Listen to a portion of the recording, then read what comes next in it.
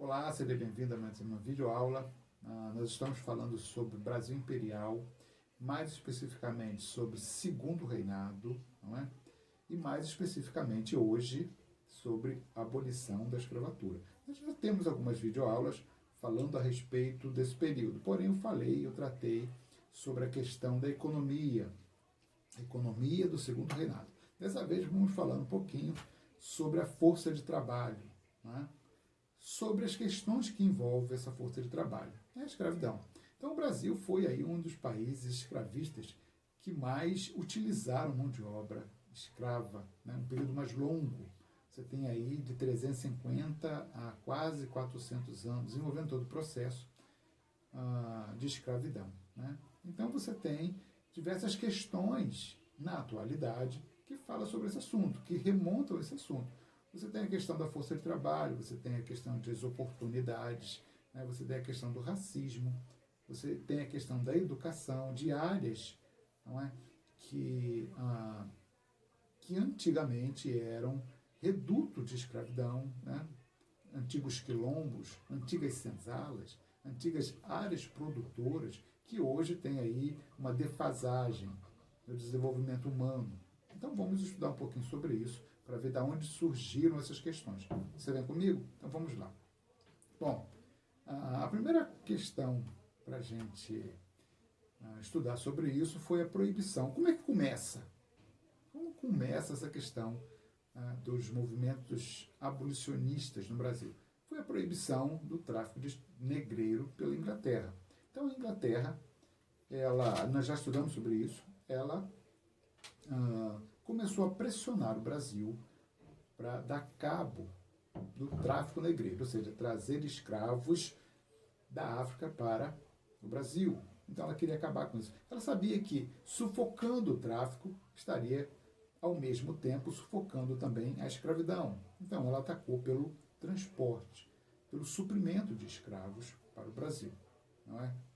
Bom, em 1926, a Inglaterra selou um acordo com o Brasil, né, de evitar esse tráfico, parar o tráfico, coibir o tráfico, né? E aí o Brasil fez uma lei em 1831, e essa lei ela foi apelidada de Lei para Inglês Ver. Isso aqui é para inglês ver, ou seja, para agradar os ingleses, né? Mas na verdade não havia intenção de acabar com o tráfico de escravos. Fez uma lei, mas eles não iam colocar em prática essa lei. Em 1845, estou falando rápido porque nós já vimos isso na aula anterior, é só uma recapitulação. Em 1845 surgiu uma lei chamada Bill Aberdeen, em inglês, que tornava o tráfico de escravos pirataria. Então, no Atlântico, né, no caminho entre a África e a América, se um navio inglês visse um navio negreiro carregando escravos, eles iam considerar aquilo uma pirataria, não era legal, não era legalizado, né? Mas isso não foi cobrado do Brasil. Os navios ingleses faziam vista grossa. Porém, em 1850, o parlamento inglês aumentou a cobrança do próprio governo inglês, sobre essa questão. Falei, vocês não estão cobrando, tem uma lei que vocês não estão colocando em prática. Era o parlamento cobrando ao rei. E aí a marinha inglesa começou a cobrar isso. Inclusive eles vieram no Brasil e afundaram navios brasileiros, né, nas águas brasileiras, e foram mais além. Eles afundaram navios brasileiros nos portos brasileiros.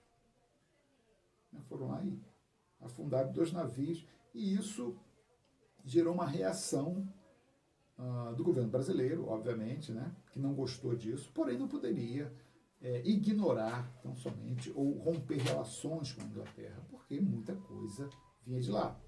Então eles fizeram a lei Eusébio de Queiroz, tornando o tráfico de escravos ilegal, e isso realmente diminuiu até que diminuiu consideravelmente, né, praticamente na prática zerou aí o tráfico de escravos para o Brasil, porque não era viável economicamente. Enquanto havia lucros absurdos em cima daquele tráfico, né? As pessoas investiam nisso. Mas depois que viram que o risco era muito alto, de perder seus investimentos, perder o navio inteiro, então o investimento passou para as outras áreas, inclusive até em áreas de industrialização do Brasil, né? É a época que surge Mauá, que ele começa a fazer ferrovias, né? Começa a fazer estaleiros, construção de navios, né? Porque o capital ele foi redirecionado. Fundação do Banco do Brasil, do segundo Banco do Brasil, né? Esse dinheiro do tráfico estava sendo reinvestido. Foi bom, obviamente que foi bom, né? Por várias óticas, né? Primeiro que o tráfico em si já é uma coisa horrível. Segundo que você tem investimentos no país em outras áreas. Bom, vamos prosseguir. E aí, o que vai acontecer? A ideia era já de antemão tentar ver uma solução, né, para o fim da escravidão, porque se já surgiu uma lei proibindo o tráfico de escravos, obviamente que surgiria também leis restringindo a escravidão no país e até a extinção da escravidão. Os governantes, os donos de escravos, o setor conservador do país, né? Lembre-se disso, eu tenho uma aula também que fala sobre conservadores e liberais, né? Assista essa aula, isso é muito importante para você entender esse processo. O setor conservador falou, olha, não vai dar muito certo, a escravidão não vai durar muito tempo, então vamos já começar a ver alternativas, né, de mão de obra fora da escravidão. E aí eles começaram a trabalhar a questão da imigração. Imigração de europeus, imigração de asiáticos, né, para o Brasil, para trabalhar em substituição à mão de obra escrava. Não é? Essa imigração ela começou a acontecer, né, logo depois aí da proibição do tráfico de escravos por parte do governo brasileiro, né, e eles criaram um sistema de parceria. Então eles iam lá na Europa, faziam lá, criavam lá estandes, não sei se você já viu aqueles estandes que fazem empréstimo, né, no centro da cidade, o cara coloca uma barraquinha lá na cidade e começa a promover o seu produto, olha, empréstimo dos juros baixos, sem consulta no SPC, não sei se você já viu isso, mais ou menos isso, né? Venha para o Brasil, tem uma propaganda lá na Europa, venha para o Brasil trabalhar, você vai ter terra, você vai ter isso, nada, vai ter nada, né? Propaganda enganosa. Se naquela época houvesse aí a defesa do consumidor, né, o governo brasileiro, né, os proprietários de terra brasileiros iriam se dar mal, né? Então, esse sistema de parceria, você anunciava lá na Europa, né, promovia essa ideia de vir para o Brasil, né, e o imigrante ele viria para cá devendo a sua passagem, olha só, devendo a sua estadia no primeiro momento, e ele ia trabalhar no sistema de parceria, né, ia assinar um contratozinho ali, né, a passagem e esse primeiro custo seria a título de empréstimo, né, do dono da terra, do produtor, né, produtor no caso aí o café, para a família que estava vindo, olha, eu estou te emprestando tanto, o custo da passagem foi tanto, a sua estadia aqui vai ser tanto, e a partir de agora você vai me pagar isso aí em prestações. Então, ele já chegava devendo, olha só o problema. E a produção seria na participação do lucro. Então, ele seria responsável por um setor da fazenda, né, de produção de café. Ó, esses 10 hectares aqui é da sua família. Você vai cuidar, né? E essa produção nós vamos vender, nós vamos repartir os lucros. 50% para cada um. Isso pareceu uma coisa extraordinariamente boa aos olhos do imigrante. Porém, a armadilha estava pronta, né? Na verdade, era prometido isso para eles, porém eles não recebiam esses 50%. Porque na hora de pagar, olha, nós produzimos aqui, né, vendemos 1.000 sacas de café, então o valor de 500 sacas de café serão suas. Porém, você tem que pagar os impostos.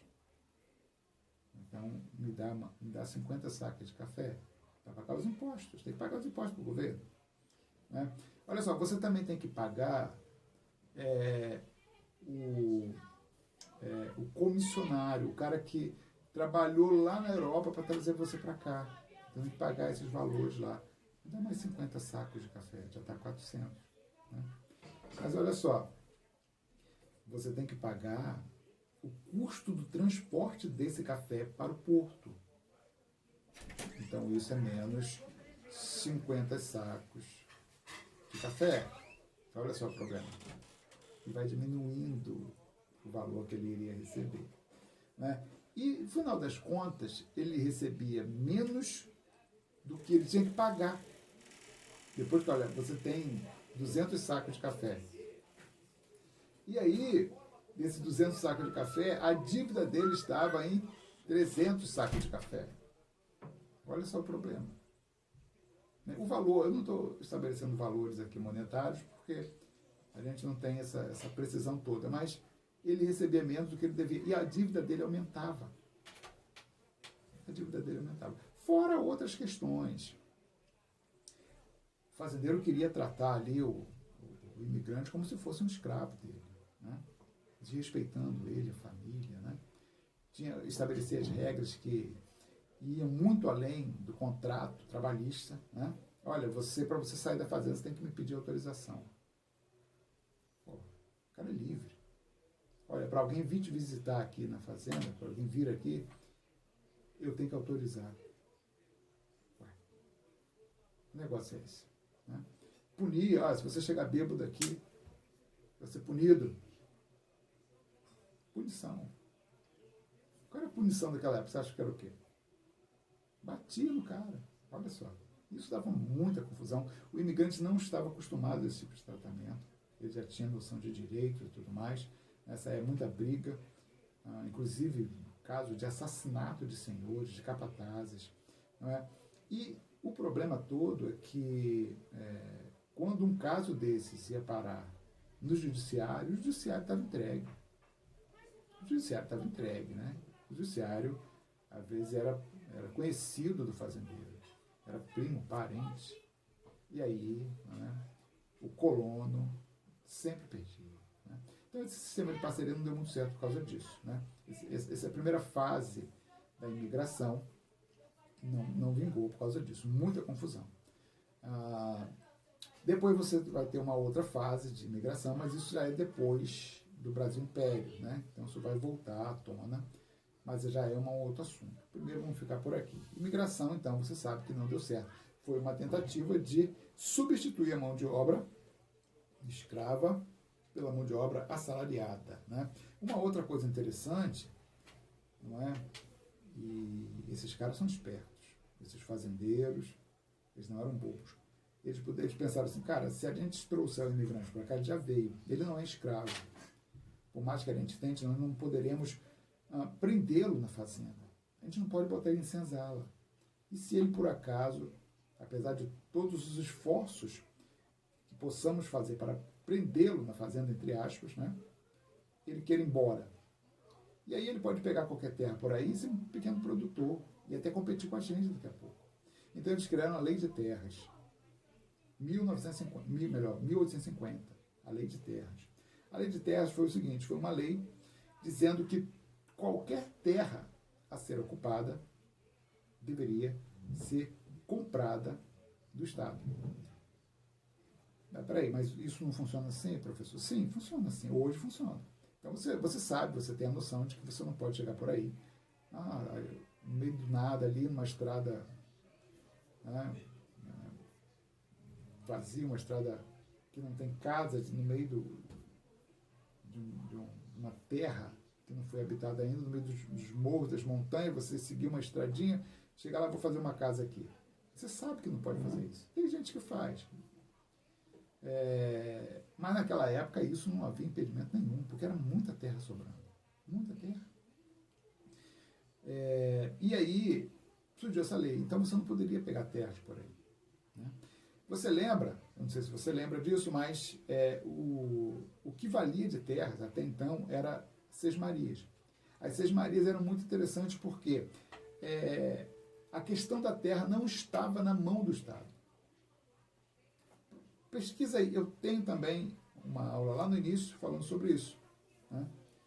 Você pode pesquisar também Sesmaria. Sesmaria era o seguinte, o rei de Portugal, ainda o rei de Portugal, ele concedia a um nobre a propriedade da terra. E aí, esse nobre ele vinha para cá, ele tinha autoridade para poder... meu filho está aqui me atrapalhando. Eu só não vou pegar o ventilador aqui rapidinho, cara. Difícil esse negócio de gravar, não tem... Vamos lá. Recapitulando. Ele não tinha condições... Pronto, fechou a porta. Ficou melhor. O nobre, ele poderia, de certa forma, distribuir terras. Então, a autoridade de distribuição de terras estava na mão de um particular. Então, ele tem, por Magé, aqui no meu caso, estamos na cidade de Magé, Rio de Janeiro, isso aqui era uma sesmaria. Que um nobre distribuiu para um outro nobre, às vezes, e esse segundo nobre, ele distribuía as terras também, para quem ele quisesse. Olha, eu vou te dar um pedaço de terra ali. Por exemplo, você quer ver uma coisa interessante? Aqui, se você chegar na cidade de Magé, vindo na direção da região dos lagos, assim que você entrar, você passa primeiro por Guapi, assim que você entra em Magé, a primeira ponte, né? Você tem ali uma casa antiga, né? Um casarão ali, né? Aquela casa era do dono Fazenda Magé Mirim. Essa casa, ela tinha todo esse território do centro de Magé, era deles. Para você ter uma ideia, o proprietário, o dono, ele doou os fundos do terreno. Para quem conhece Magé vai identificar o que eu estou falando. Para que fosse feita a sede da Igreja Nossa Senhora da Piedade. Então, para quem conhece, né, sabe que da entrada que eu estou falando até a igreja, praticamente você cruzou todo o centro da cidade. Você pega ali a Simão da Mota, segue direto. Aí você chega na igreja matriz, Nossa Senhora da Piedade, ali eram os fundos da fazenda. Não era mais além, porque você já tinha riscos aí de animais predadores, né? Onça, jaguatirica, você tinha animais, né? E o risco era grande, a mata era fechada para lá. Então, por isso que não era para lá a fazenda dele. E é só até ali os limites. O limite era a própria imposição geográfica. Não havia limite. Não havia limite. Então, ele doou os fundos da fazenda e aí você vê a dimensão de terra. Então, a terra era doada. E dentro da fazenda desse senhor, tinha diversos poceiros. Ele falou, pode morar aí, não tem problema não. O próprio Dom Pedro II, né, ele morava ali na Tijuca, né? Então você tem lá aquela área ali em torno, o bairro da Tijuca, ele foi feito por poceiros dentro do jardim botânico, que era o jardim do imperador. Ele deixava as pessoas morar. Olha, pode fazer sua casa aí, não tem problema não. Então surgiu um bairro, né? Então a posse da terra vinha dessa forma. Então a lei de terras vem para evitar, coibir isso aí, né? Qualquer lugar, acabou, não tem mais poceiro. Por isso que surge esse nome de poceiro, vem das Sesmarias. A partir de agora vocês têm que comprar a terra, têm que pagar por ela. E o colono vinha para cá, até o ex-escravo, né, considerando assim, ele não poderia ter acesso à terra, né? E isso, em contraste, para você ter uma ideia, nos Estados Unidos, passando por um processo semelhante, não é? de mudanças aí na legislação trabalhista, né? Na força de trabalho, os Estados Unidos, aquilo que a gente chama de marcha para o oeste, né? A conquista de terras para o oeste, os Estados Unidos simplesmente promoveu a vinda também de imigrantes, a ida para lá, né? Da Europa para os Estados Unidos, e eles tão somente liberaram o acesso à terra, com pequenas, mínimas restrições. Olha a diferença. Por isso que lá é uma nação tremenda, né? eles fizeram uma lei também relacionada à terra chamada Homestead Act. Vou escrever para você. Essa lei dava acesso ao imigrante. O contrário que nós fizemos aqui. Olha, vocês podem ter acesso a, está aqui escrito aqui, 160 acres.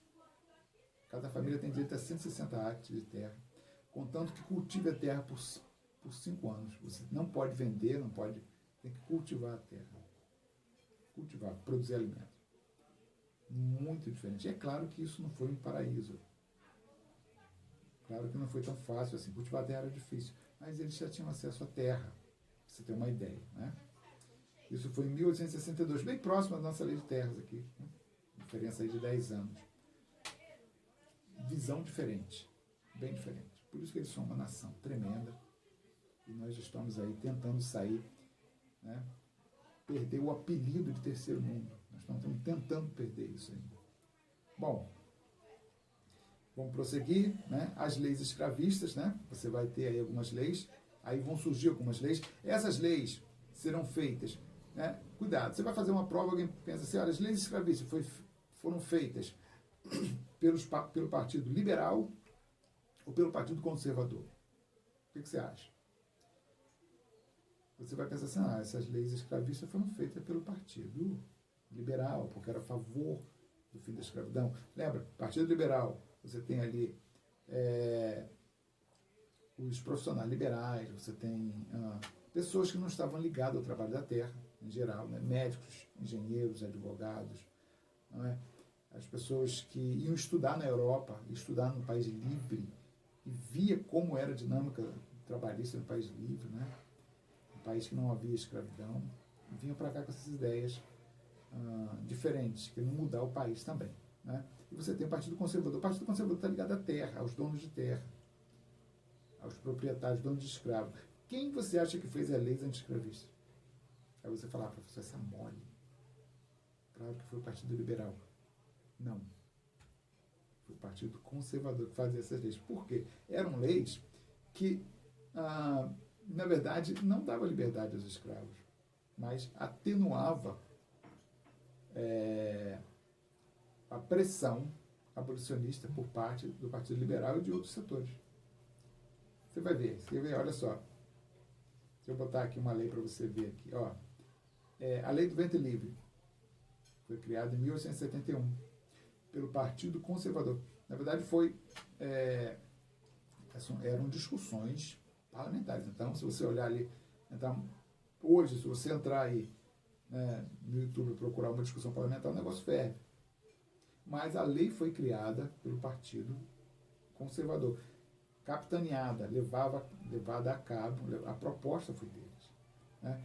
Então eu falava assim, nascidos livres após a lei, aqueles que nasciam livres após a lei, ficariam com as mães até 8 anos de idade. Então uma escrava teve um filho, aquela criança ficaria com a mãe até 8 anos de idade e a partir dali ele já seria liberto. Muito bonito. Legal, né? Só que os senhores poderiam optar em receber uma indenização do Estado, que não era grandes coisas, ou ficar com aquele liberto, entre aspas, até 21 anos. Então, o cara nasceu livre, ele vai ter que trabalhar para pagar a liberdade dele até 21 anos. Olha só. Então você vê aí que não era bem, né, liberdade. Lembra daquilo que eu falei, uma lei para inglês ver? É parecido com isso. Os senhores... alguns senhores não concordavam com isso. Por quê? Porque eles vinham assim, caramba, esses caras agora vão passar a ter direito, porque a partir de 8 anos de idade já são livres. Eles podem reivindicar esse direito de liberdade. Eles não gostaram disso. Entendeu? Então, não foi muito bem aceita, porque a partir de agora um escravo já tem direito, e eles não queriam que os escravos tivessem direitos. Isso não rendeu muito resultado, essa lei, né?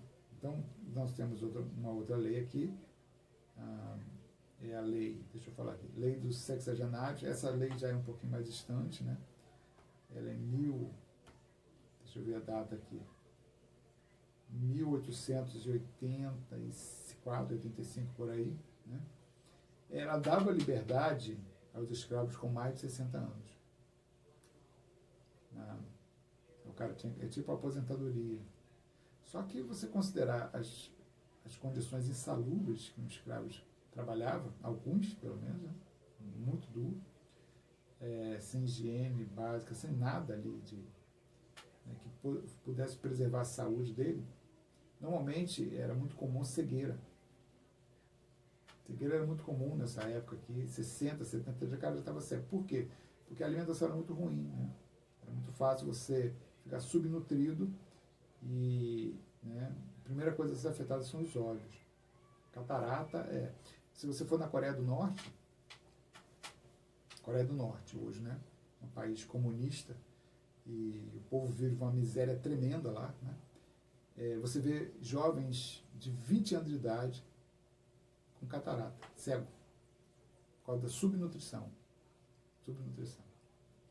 Então, você considerar que um senhor de 60 anos, né, vivendo em condições de escravidão, eram poucos que chegavam a essa idade. Hoje, a faixa etária está próximo disso, hoje. Né, você vê que é uma lei feita para inglês ver de novo. Né, foi feita por um gabinete conservador. Né, a intenção clara de acalmar os ânimos, né, daqueles que lutavam pelo abolicionismo, né, radical, ou seja, fim da escravidão. Você vê se essas leis não têm muito efeito prático. Né? Bom, o movimento, falar em abolição, o movimento abolicionista, né, surgiu logo cedo, né, 1860 por aí, né, você tem esses movimentos. E aí você vê assim, por que surgem esses movimentos? Porque o Brasil começa a receber, a crescer essa classe média, esse setor, classe média não, mas um setor urbano, né, de advogados, de médicos, e aí a imprensa começa a surgir também. Né? Você tem nomes aí que levantavam essa bandeira, né? E pessoas importantes, por exemplo, André Rebouças, você tem aí no Rio de Janeiro Túlio Rebouças, em homenagem a ele, né? Ele sempre lutou por essa causa abolicionista, fim da escravidão e distribuição de terras para a população, né, escrava ou ex-escrava. A ideia dele era fim da escravidão geral. Né? Luiz Gama também, filho de português rico com uma afrodescendente. Luiz Gama é um nome importante também nessa luta aí abolicionista. Né? José do Patrocínio, filho de um padre, senhor de escravos, olha só, padre, senhor de escravos, com uma mulher afrodescendente. Ele era jornalista. Né? Então, a comunicação sempre foi a base aí, né, da democracia. Se você não tem comunicação, é bem provável que você não tenha uma democracia desenvolvida. Né? Então, esse movimento começa a ganhar espaço, tanto na sociedade quanto no parlamento. Essas pessoas também influenciavam, e muitos deles, né, eram deputados, concorriam lá, ganhavam as eleições, iam lutar pela causa, né, no parlamento. Né? Uma classe de deputados que tinha muita força nessa questão abolicionista, até mesmo deputados aí ligados à terra, era a classe de deputados que vinham do Nordeste, porque o Nordeste já tinha acabado essa questão da produção, né, produção principal com a mão de obra escrava. Você tinha escravidão lá, porém era uma escravidão mais voltada para o lado doméstico, porque a economia do Nordeste não era forte. Então, não dava para comprar escravo, para produzir. Alguns escravos, né, de uma época anterior, né, ainda serviam os senhores lá, mas numa questão mais, né, doméstica, digamos assim. Eu não sei se doméstico é o melhor nome, né, mas era mais brando o tratamento entre senhor e escravos. Né, muito melhor do que aqui, que o cara tinha que pegar pesado e aí, né, o dono do escravo achava que o motor do escravo era o chicote. Lá no Nordeste já não era bem assim. Então, esses deputados já estavam mais favoráveis, muito mais favoráveis ao fim da escravidão do que os deputados do Sudeste daqui, né, Rio de Janeiro, São Paulo, né, Minas Gerais. Por quê? Porque aqui era o motor da economia realmente, no Sudeste sempre foi, né, São Paulo, e a base da economia era o café, e o café era movido pela escravidão. Então os deputados daqui já eram, opa, não mexe nisso não, porque é a base da economia do império. Não é? Então esses deputados nordestinos, eles eram sempre favoráveis às leis contra a escravidão. Olha, vamos acabar. Então isso pesou demais. Né? Bom, e aí você vem lá esse movimento abolicionista, ele cresce muito depois de 1885, né? 85, 88, né? O movimento ele cresce demais, né? Tanto que o parlamento aprova a lei do fim da escravidão, em 1888, chamada Lei Áurea. A princesa Isabel depois ela vai promulgar essa lei, assinar, né? Mas ela foi aprovada pelo parlamento. Né? E os conservadores, né, que era a força, eles eram a força no parlamento, mas eles foram perdendo força por causa do movimento abolicionista aumentando demais. Né? O Nordeste se voltando para o lado abolicionista também. Né? Inclusive no Ceará, o fim da escravidão foi bem antes. Em 1884 eles já decretaram lá o fim da escravidão. Né? Porque também não trabalhava. Essa é a questão. A força de trabalho, né, a produção, a principal produção, não estava na grande lavoura e tudo mais. Né? Então lá já tinha extinguido a escravidão praticamente, né? E eles queriam findar a escravidão no país inteiro, no império inteiro. Né? E aí, né, os conservadores perderam a força. Né? Não conseguiram resistir, não tiveram força suficiente para defender a causa escravista. Né?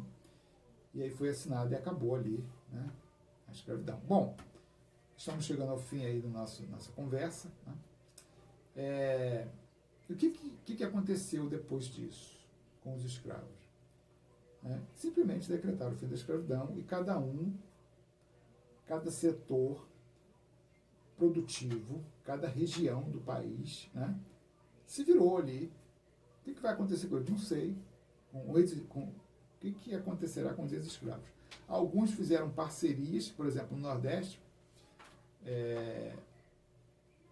os escravos, os ex-escravos, ficaram completamente dependentes da própria fazenda que eles trabalhavam. Olha, a partir de hoje, foi lá o senhor lá, dono do escravo, dono da fazenda, falou: olha, vocês agora são livres, pode ir embora. O cara fazia a festa e tal, botava um saco, uma trouxa de roupa nas costas e andava na cidade e falou: vou dormir aonde? Eu vou comer o quê? Eu vou fazer o quê? E voltava, batia de novo na fazenda. Chama o senhor fulano aí. O cara que mandou ele embora. Eu posso dormir hoje lá na senzala? Porque eu não tenho onde dormir. O cara: pode. Ele ia lá dormir. Eu posso trabalhar aqui? Você pode. E voltava para o mesmo lugar. Continuavam dependentes daquele seu senhor. Né? No Maranhão foi uma exceção, porque os escravos saíram, né? A maioria dos escravos saíram e conquistaram suas terras, né? Se apossaram de terras ali, né? Como poceiros, obviamente, né? Embora houvesse a lei de terras. A lei de terras estava mais relacionada aqui no Sudeste, onde a força de trabalho estava ligada aos imigrantes. Então aqui realmente talvez você tivesse uma vigilância sobre isso, mas em outras áreas, né, a vigilância, a fiscalização não era tão grande assim. Né? No Vale do Paraíba, aonde era a produção de café, aqui no Sudeste, olha só que coisa interessante. Se você pegar minha aula que fala sobre essa questão do café, você vai ver que tem duas regiões de produção, uma antiga e uma nova. O Oeste Paulista era mais novo, então mais tecnologia, inclusive receberam os imigrantes. Né? O lugar onde mais recebeu imigrantes foi o Oeste Paulista, mas o Vale do Paraíba, pega lá minha aula, você vai ver, pega esse mapa no Google, né? Você vai ver, né? A área de produção do café no Sudeste, você vai ver essa diferença ali. Tem um mapa que divide isso aí certinho. No Vale do Paraíba, né, aonde era a escravidão, né, a maioria da mão de obra, na época do fim da escravidão, era escrava. 1888, ali havia bastante escravos. Os escravos ficaram a título de parceria. Olha, a gente te dá parte do lucro, né, comida, abrigo, e vocês trabalham para a gente. Ali ficaram trabalhando. Obviamente que isso não foi tão doce assim como você está entendendo. Né? O dono da fazenda queria continuar tratando o cara como se fosse escravo. Né? Isso foi uma conquista. é a longo prazo, e está sendo até hoje, né? Você ser tratado com os direitos, né, que você tem, na verdade, até hoje nós temos essa discussão. Então é isso, é só para você ter uma ideia aí dessa questão, né, da discussão a respeito da abolição da escravatura, né? Ela aconteceu dessa forma, envolve essas questões de conservadores e liberais, política está sempre envolvida, não tem jeito fugir disso aí, né? Envolve o setor médio urbano, que começa a ver outras perspectivas fora da escravidão, né? Eles não estão ligados à escravidão, são engenheiros médicos, advogados e tudo mais, por isso que surgem esses nomes, né? André Rebouças, né? José do Patrocínio, são pessoas, né? São profissionais liberais, né? Envolve imprensa, né? Envolve opinião pública, já envolve opinião pública, e aí você tem como resultado, em 1888, o fim da escravidão, né? Que, eu lembro, vou fazer uma ressalva aqui, o imperador sempre foi contra a escravidão, porém, né, a força produtiva, o principal produto estava ligado à escravidão, né? Mas o imperador sempre foi contra. Inclusive, isso eu citei nas outras aulas, ele não tinha nenhum escravo, ninguém que trabalhasse para ele era escravo, ele não queria. Ele falou, não, aqui é salariado. Você vai trabalhar, ele vai trabalhar aqui, esse cara é bom cozinheiro, ele é escravo, então pague a alforria dele, não é? E ele vai trabalhar como livre. Eu não quero. O imperador pensava assim. Porém, a gente sabe que ele não manda tanto assim, né?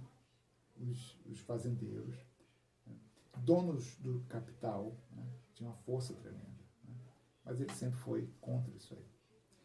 Bom, a gente vai ficando por aqui, né? Espero que você tenha aí entendido, né, esse contexto geral, que envolve aí a questão da escravidão, e até o nosso próximo encontro. Fique com Deus e até mais.